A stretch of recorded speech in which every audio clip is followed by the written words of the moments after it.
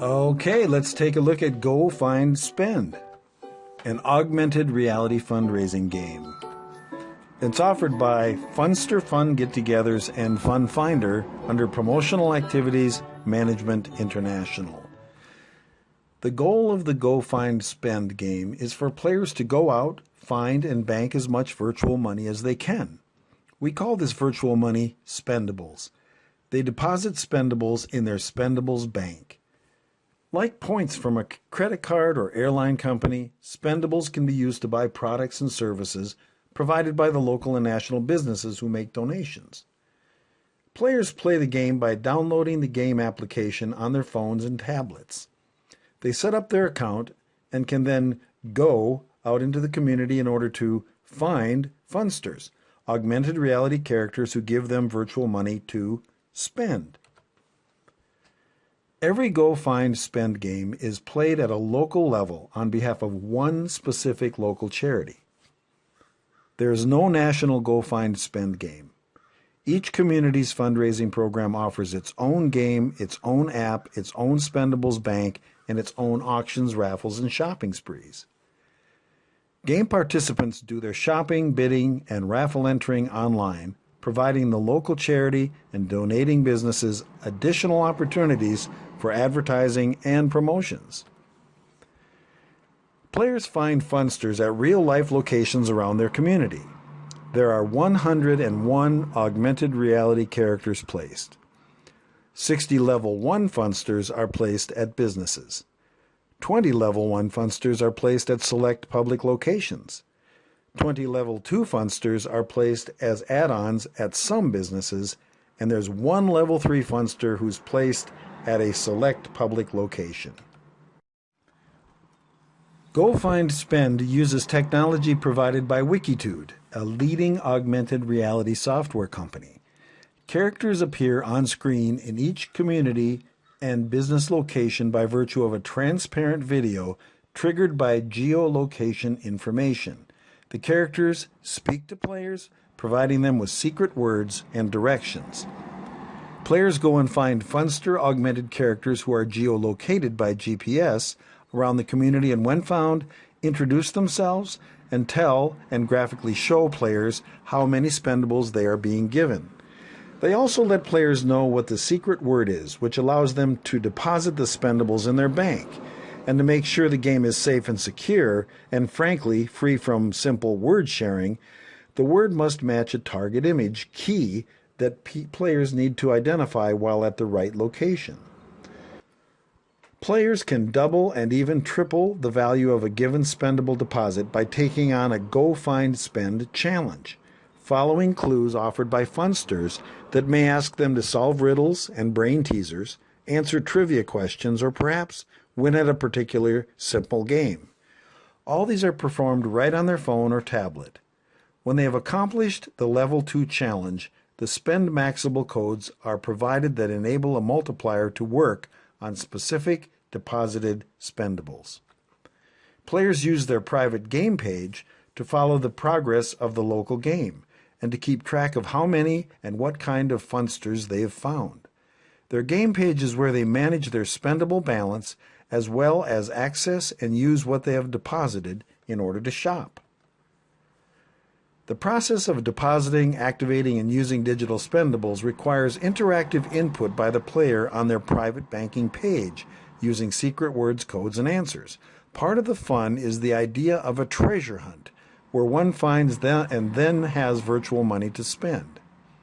Spending can also be a larger lesson in economics in that the supply of items and the number of spendables in play are tied together using a simple formula. The more spendables players collectively bank, the more expensive the items become. Shopping sprees, auctions, and raffles take place in the first 3 days of every quarter. Players are not obligated to pay for the right to go shopping, but as a fundraiser, this becomes their sole opportunity to directly make a voluntary suggested donation of $10 to get the combination to the store's front door, so to speak. Hi, I'm Funster Henry, and you found me. Your treasure is 500 spendables. To bank them, enter the secret word, which is cherry tree. Authorized deposits into a spendables account builds a balance that is then depleted as players purchase items.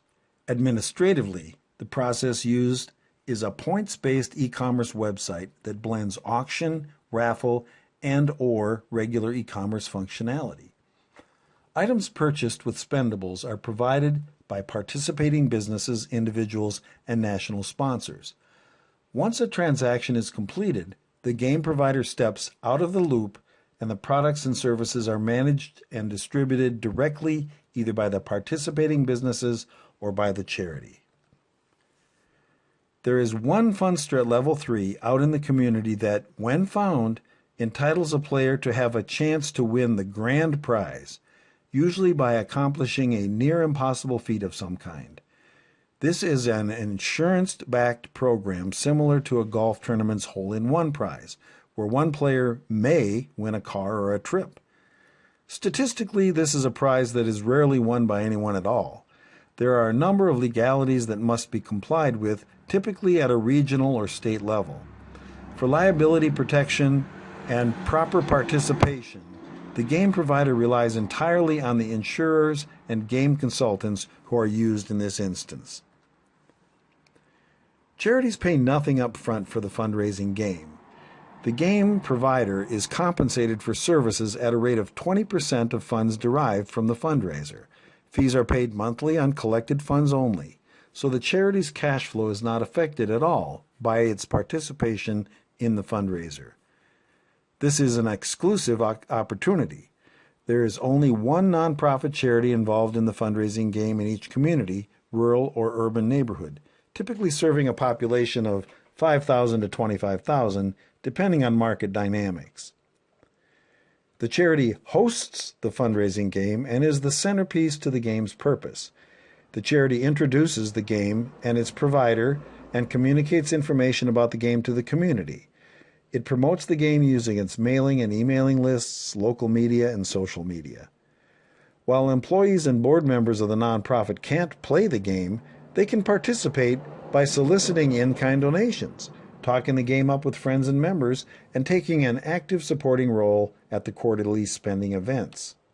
The game provider runs the Go Find Spend game, fulfilling 7 key functions: ongoing coordination of the game on behalf of the charity, generating the localized application, setting up and administrating player pages and spendables banks, and setting up, hosting, and managing the technological aspects.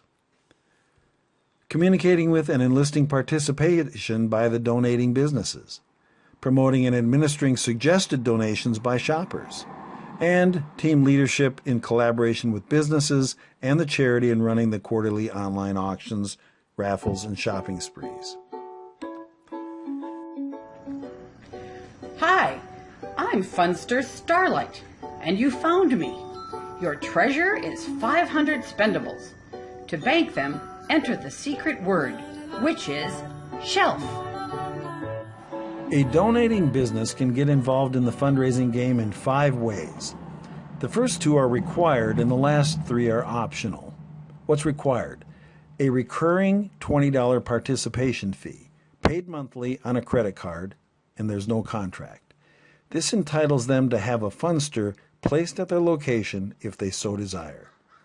Also required, an annual in-kind donation of $240 with products and services, either theirs or someone else's, that are offered for sale at quarterly spending events.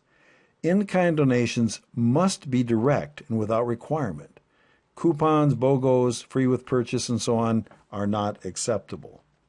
Now, optionally, however, additional in-kind donations are welcome, including those for entertainment book-style promotional purposes that do include things like coupons, BOGOs, and free with purchase. Also, at an additional cost, advertising within the app and game promotions and on player pages. And lastly, hosting the quarterly auction, raffle, or shopping spree. Individuals who wish to donate items to the game for sale at quarterly spending events do so at the discretion of the charity. The game provider strongly urges that items donated be vetted closely, ideally be new or next to new, and be easily marketable. Donating an iTunes gift card is a great item, while donating an old pair of ski boots is to be highly discouraged. The charity provides both individuals and businesses with a charitable contribution receipt for tax purposes at the retail selling or fair market value of the in-kind donations and the monthly contributions. The game provider sells sponsorships and advertising within the app and website to national clients, the proceeds of which help underwrite the cost of delivering the fundraising program.